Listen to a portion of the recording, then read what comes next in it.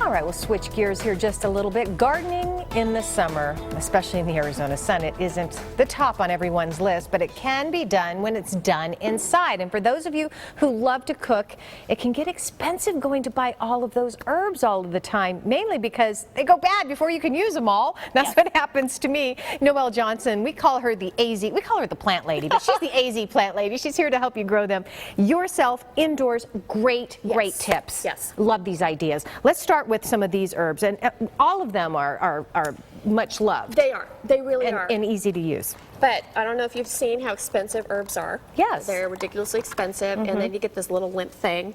No one wants that. You know, especially when you could grow it yourself. It's so simple to do. Now, the herbs that do really well growing indoors are oregano. This is chives. Basil does really well. Okay. So does thyme and sage. One that doesn't do that well indoors is rosemary. Okay. So I would kind of stay away from growing that indoors. And that's okay, because even in the summer here, rosemary will survive. It will. It just grows really, really well. You don't need to grow it indoors. So these are all really good, and you just plant them in simple containers. Simple what about containers. drainage? They have to have drainage. Okay, this one down here has one little hole down there. Are you going to, obviously you have to put something underneath You do. that. You have to have some sort of saucer underneath, otherwise you're going to mess up your counter. Yeah. Okay. Let's talk about basil. Okay, basil is, I think, everyone's favorite herb of all time. So what is really great about basil is it's the easiest herb to grow.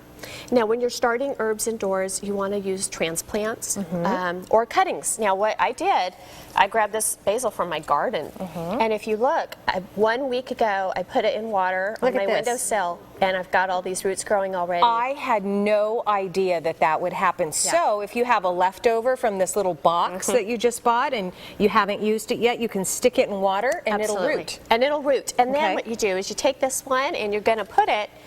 I love this container. Yeah, and you can plant it. You can plant it on your windowsill and grow it, and have a lot of fun with your containers too. This is just some tomatoes. Okay, so you can do that. You can regrow, I guess, or reroot basil. Herbs, mint. But you can also do mint too, which you did here. Mint also works really well. Okay, let's talk about the container and some of the right kind of dirt. Yeah, the right kind of dirt.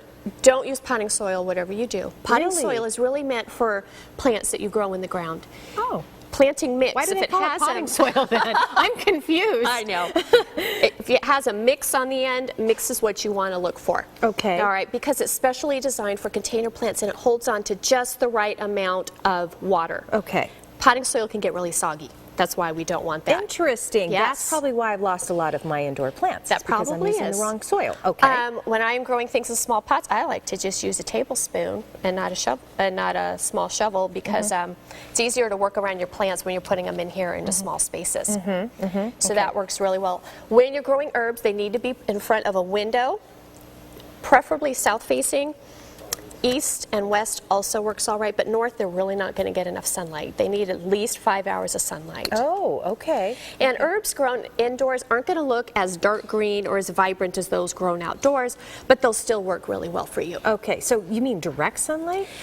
It can have partially direct sunlight. If it's a west-facing exposure, you might want to kind of watch them and make sure that they can handle it. Yeah, you don't want dried herbs in your pot. No, okay, you don't. Speaking of that, let's do this real quickly because these are two brilliant ideas.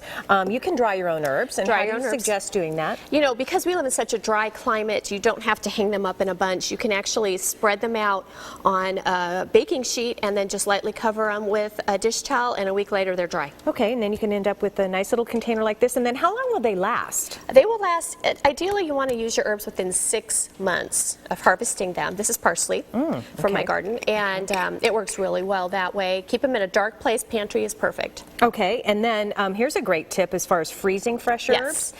I like this idea. What do we have in here? This is chives. Okay. Any herb you can do this with, and you want to fill each little area of your ice cube tray about 2/3 full of the chopped herbs, and then you're going to either pour water on top or you can use olive oil.